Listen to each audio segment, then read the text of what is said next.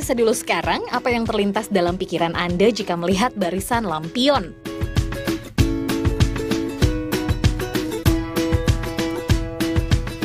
Gongxi Facai, tahun baru Cina. Warnanya tuh merah, bulat. Film Cina, Jepang, gitu.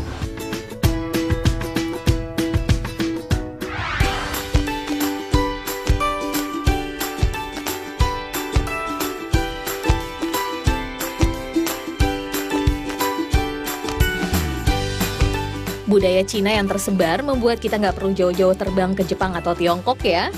Bahkan di sudut Kota Malang, Jawa Timur saja kita bisa puas dimanjakan oleh ragam kreasi lampion. Ini dia yang versi kekinian.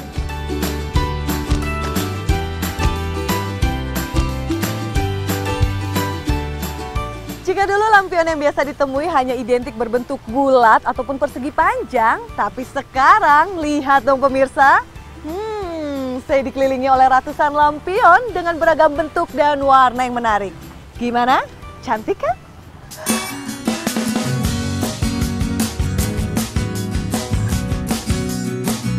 Ya, lampion sudah bertransformasi menjadi hiasan yang syarat nilai artistik.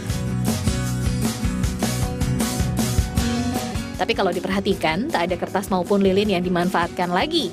Semuanya berganti dengan warna-warni kain serta rangkaian lampu. Tak hanya bahan, bentuknya pun semakin variatif. Mulai dari tumbuhan, binatang, bangunan hingga karakter tokoh film kartun ternama.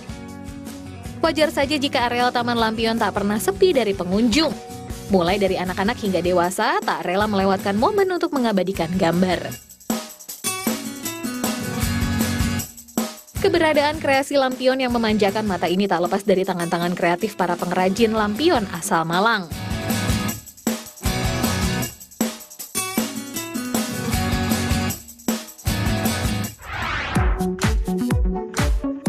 Jika melewati kawasan Jalan Insinyur Haji Juanda serta Maijen Sungkono, Kota Malang, maka pemirsa akan menemukan markasnya pengrajin lampion.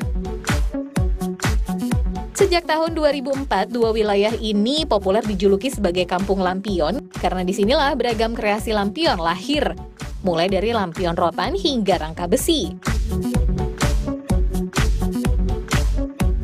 Untuk membedakan lampion rangka besi dan rotan, mudah saja. Lampion yang berukuran besar dengan bentuk yang rumit biasanya menggunakan fondasi besi. Selain rangka fondasi, pengrajin juga terkenal sangat cermat loh dalam memilih kain pelapis.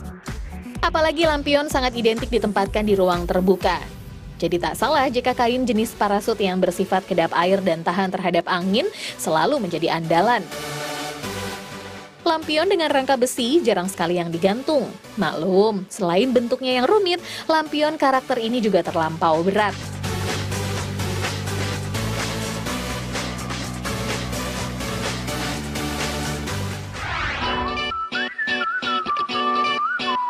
Lain cerita dengan jenis lampion yang satu ini. Masih diselimuti semangat kemerdekaan, lampion rotan yang sedang diproduksi pun ikut-ikutan bertema merah putih. Setelah rangka rotan selesai dirangkai, giliran menempelkan kain. Kain yang digunakan tidak harus setebal dan sekuat kain parasut. Dalam memproduksi lampion rotan, kain yang dibutuhkan lebih fleksibel. Pesanan lampion rotan biasanya sangat ramai saat perayaan hari besar seperti kemerdekaan, pernikahan, ataupun ulang tahun.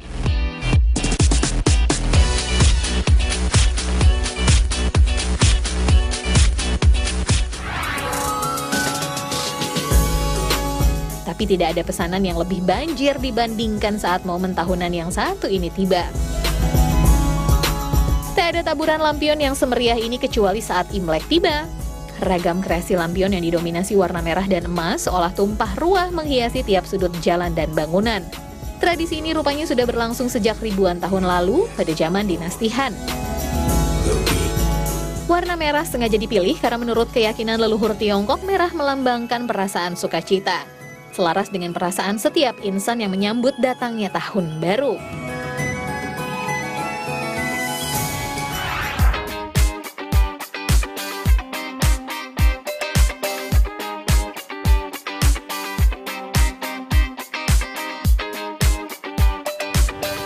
Kalau dulu kemerahan lampion biasanya ditemukan pada saat hari raya, sekarang berbeda pemirsa.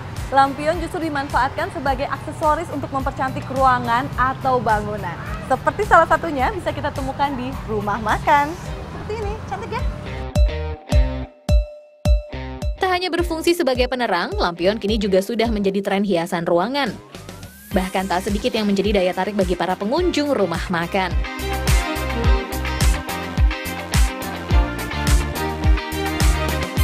Sebuah kafe melapisi bangunannya dengan pohon lampion. Ya, kafe yang berlokasi di dalam Lampion Garden ini memang hadir dengan konsep menarik. Bayangkan, pengunjung yang datang seolah diajak berfantasi tengah menikmati hidangan di dalam rumah pohon lampion. Ada-ada saja ya idenya.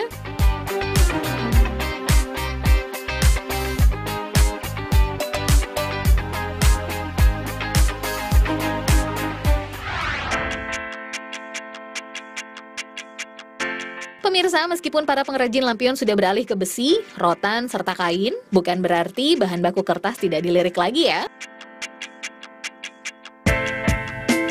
Ribuan lampion yang rutin menghiasi malam perayaan Waisak menjadi bukti masih eksisnya penggunaan lampion kertas. Alhasil, langit Borobudur seketika berubah cerah bertahtakan cahaya lampion. Namun pelepasan lampion oleh umat Buddha hadir sebagai simbol dalam memberikan penerangan kepada alam semesta.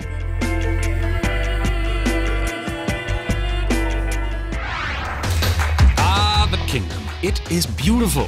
Clapping, dancing, general merrymaking, not a care in the world. Menyaksikan lampion terbang jadi teringat film produksi Walt Disney yang mengisahkan kehidupan Rapunzel.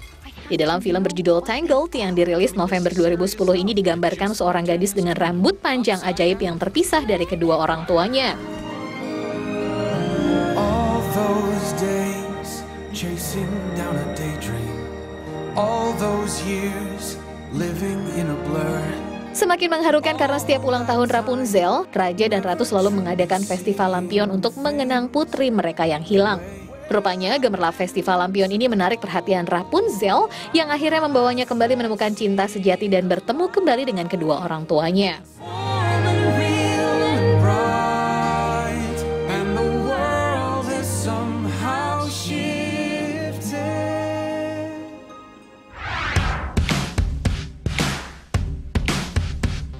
Tak hanya lampion, sisi artistik Kota Malang juga ditonjolkan dalam bentuk seni rupa, topeng.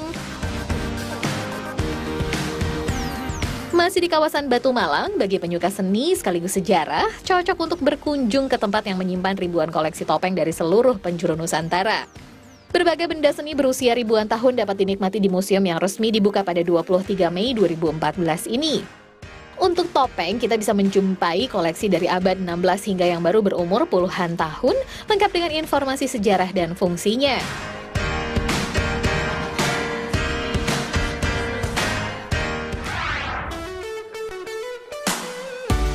Yang tidak boleh dilewatkan adalah koleksi topeng Malangan. Kalau diperhatikan, topeng Malangan ini identik memiliki cula di bagian atas dahi. Selain itu juga mengandung 5 unsur warna. Merah lambang keberanian, putih lambang kesucian, hitam kebijaksanaan, kuning lambang kesenangan, dan hijau artinya kedamaian. Jadi selain warna, ada lagi satu ciri khas yang mudah ditemukan pada topeng Malangan ini, yaitu dari cara menggunakannya. Jadi kalau topeng dari Jogja ataupun dari Jawa Tengah itu untuk bisa menempel di wajah yaitu dengan cara digigit. Nah kalau untuk Jawa Barat biasanya ada tali di sisi-sisi topeng. Yang unik dari Malangan, talinya justru ada di depan. Nah, jadi menggunakan seperti ini. Kalau sudah begini, tinggal pause deh. Selain menyimbolkan kebaikan, topeng juga bisa melambangkan keburukan. Tak heran jika pada beberapa film, topeng yang melekat pada tubuh kerap dikaitkan dengan hal negatif.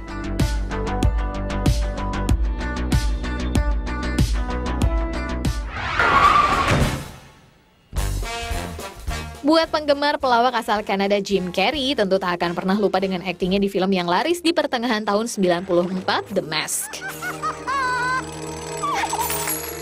Film yang meraih box office sekaligus berkontribusi mengangkat pamor Jim Carrey ini mengisahkan tentang seorang pegawai bank berkarakter pemalu yang menemukan topeng Loki. Namun tokoh yang diperankan Jim Carrey, yakni Stanley Ipkiss, justru menjadi pribadi yang aneh dan liar saat menggunakan topeng berwarna hijau tersebut. Tak sampai di situ, saat berada di bawah pengaruh topeng, Ipkiss bahkan bisa melakukan tindakan nekat berunsur kriminal seperti merampok bank. Buka dulu topengmu, buka dulu topengmu, biar ku lihatlah. Selain lewat film, makna kiasan dari topeng yang melekat pada diri manusia juga dilantunkan melalui lagu. Tapi buka dulu topengmu, buka dulu topengmu.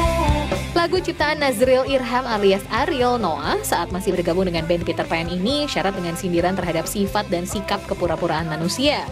Melalui lagu yang rilis tahun 2003, ada pesan moral yang terselip, yaitu selihai apapun manusia menutupi ketidaksempurnaannya dengan topeng kesempurnaan, akan lebih baik jika menunjukkan sisi asli dalam dirinya sekalipun buruk.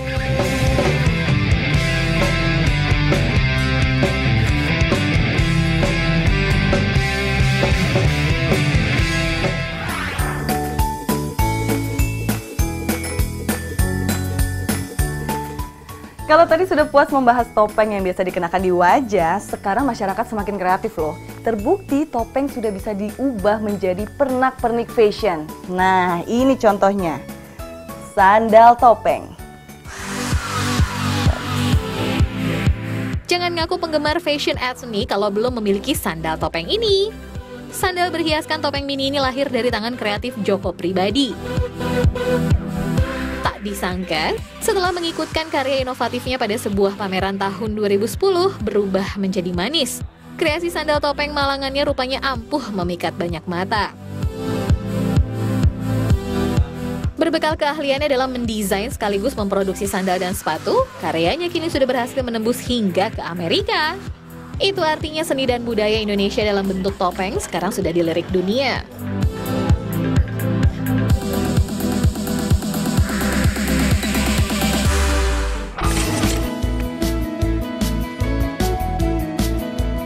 Untuk produksi topeng Malangan, tidak ada yang mampu menandingi hasil kreasi kampung topeng di wilayah Kecamatan Pakisaji, Malang. Hal ini karena bentuk topeng Malang yang terbilang rumit. Topeng Malang dikenal kaya akan sentuhan ornamen sehingga selain ditunjang bahan baku seperti kayu sengon, dibutuhkan juga keterampilan khusus untuk mampu memproduksi topeng Malangan. Apalagi kalau dalam ukuran mini, jelas ini merupakan tantangan ekstra. Setelah halus, topeng dilapisi cat, kemudian dipercantik melalui pewarnaan. Untuk menghidupkan karakter, topeng masih harus digambarkan, agar warna tetap awet diberi sentuhan lapisan akhir. Kalau tadi sudah membahas kreasi artistik dan inovatif area-area ngalam, selanjutnya kita akan menikmati manis kreasi dari kota Blitar. Tetap di Dulu Sekarang ya!